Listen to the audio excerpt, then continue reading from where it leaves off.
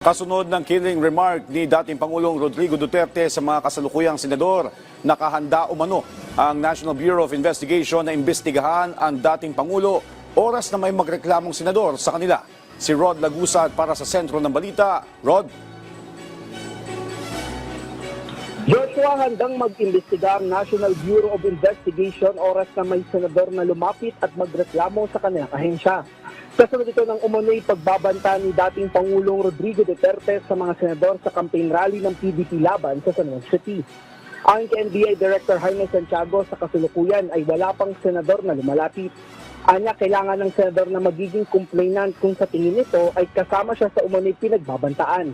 Paliwanag ni Santiago, tanging ang banta sa 5 pinakamatataas na opisyal ng gobyerno ang sakop ng mandato pagdating sa motu proprio investigation. Kabilang dito ang Pangulo, Vice President, Senate President, House Speaker at Chief Justice.